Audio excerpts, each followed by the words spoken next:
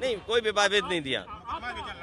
बहुत अच्छी बात है अगर मुकदमा किया उन लोगों ने, वो ना समझ लोग हैं जो मुकदमा कर रहे हैं। जो मैंने कहा मैं उनको यहाँ से लेके बनारस से लेकर के दिल्ली तक 1 लाख स्थान दिखा सकता हूँ। 1 लाख अगर स्थान वैसे ना हो तो मुझे बता दीजिएगा।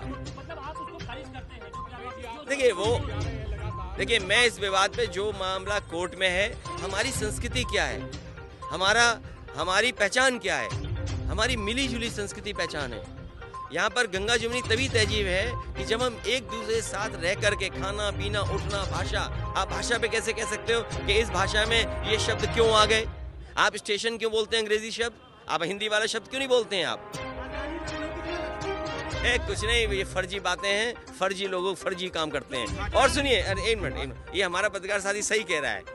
आप सोचिए बीजेपी के सबसे बड़े नेता अटल बिहारी वाजपेयी जी, और उनके गांव में जीरो बजट।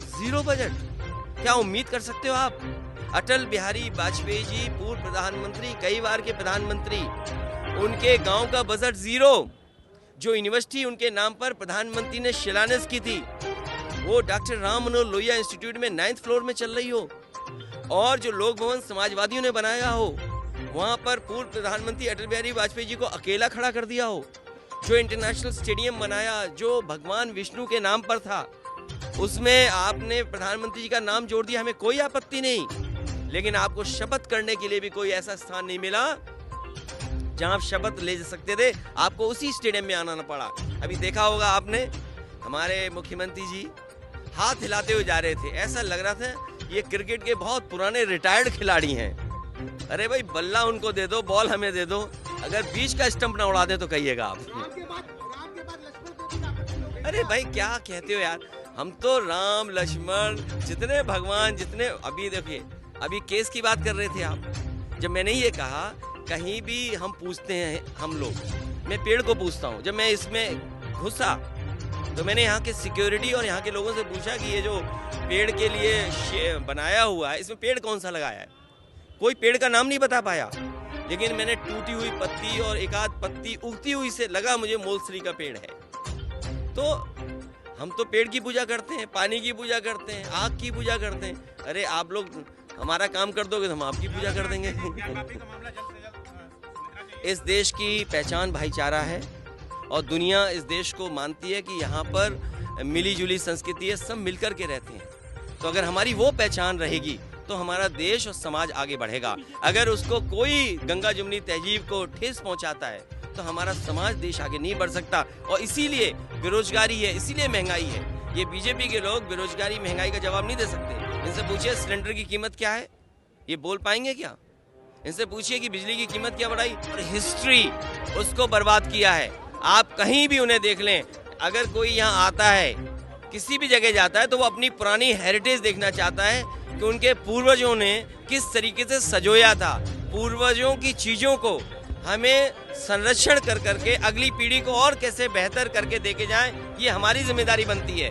क्योंकि जब मैं दर्शन के लिए निकला, आपको याद होगा बाबा के पास एक बहुत ही प्राचीन वृक्ष था, वो किसने गिरा दिया? तो ऐसी बहुत सी चीजें हैं जिन पर उंगली उठाई जा सकती है, लेकिन अच्छा काम करते रहना चाहिए। और सवाल ये है कि जो हमारे धार्मिक स्थानों पे अगर इंफ्रास्ट्रक्चर बेहतर होगा तो चीजें अच्छी होंगी। लेकिन माँ गंगा की सफाई कहाँ हुई?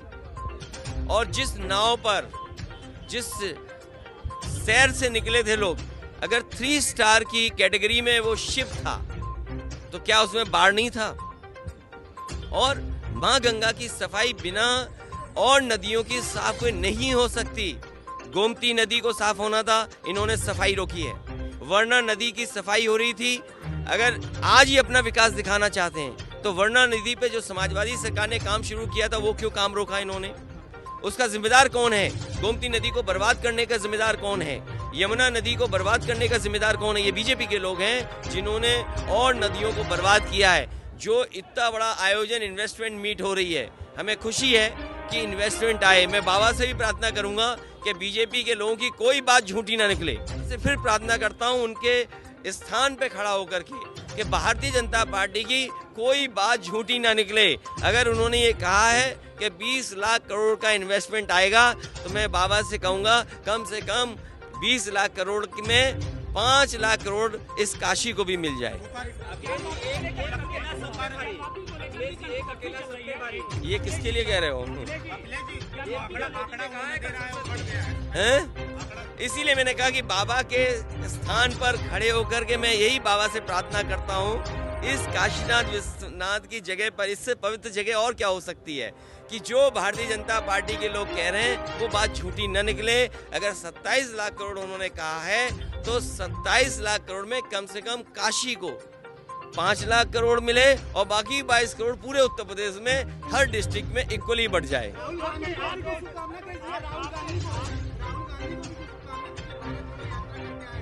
देखिए, कांग्रेस पार्टी का अपना एक कार्यक्रम है। समाजवादियों ने कई मौकों पर यहाँ साइकिल चलाई है। देश के सामने आज सबसे चरम सीमा पर बेरोजगारी है, चरम सीमा पर महंगाई है, न्याय की कोई उम्मीद नहीं कर सकता। ये बड़े सवाल हैं। बिजली महंगी होती जा रही है, किसान की आय दोगुनी नहीं हो रही, और जितने भी वादे भारतीय जनता पार्टी ने किए कम से कम वो वादे पूरे हों। और अगर इन्वेस्टमेंट आ रहा है कहीं ऐसा ना हो जैसा वादा माँ गंगा से किया गया था। माँ गंगा का आज बैक्टीरिया काउंट क्या है, COD क्या है, डिजोल्व ऑक्सीजन क्या है? अभी कुछ दिन पहले खबर आई थी, 3-4 दिन पहले, कि यमुना में मछलियां मर गईं। और याद रखना, पानी पहले मरता है तब मछलियां मरेंगी जाकर।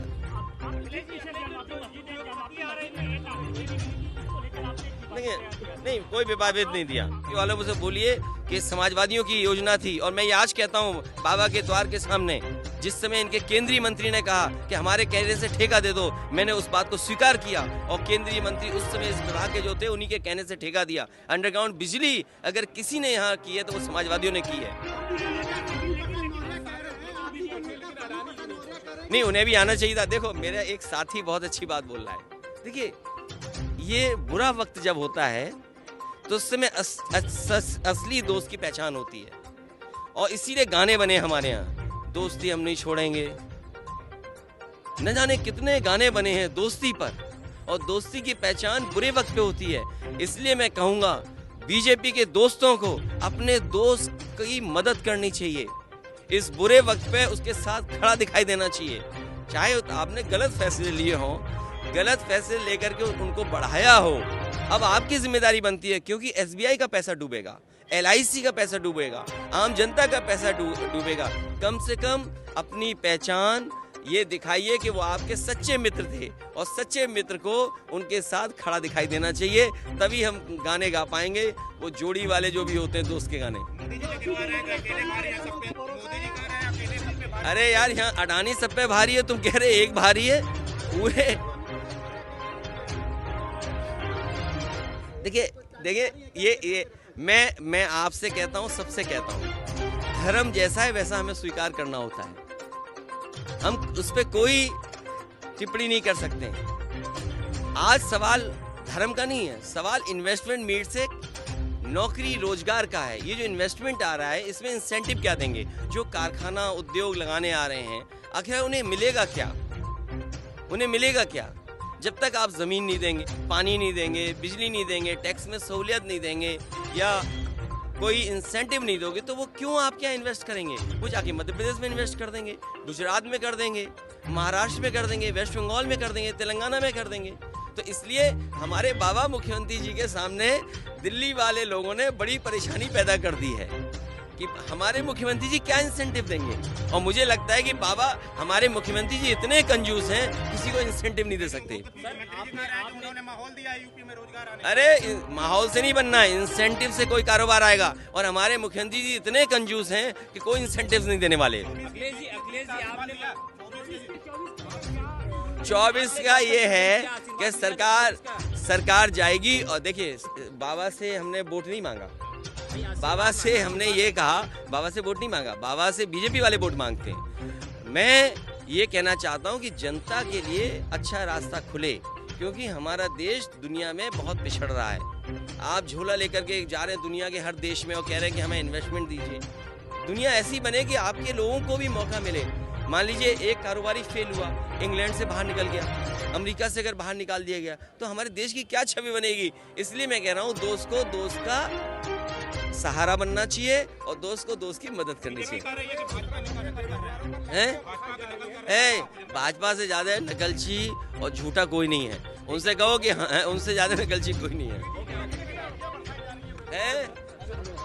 ये चलिए अच्छा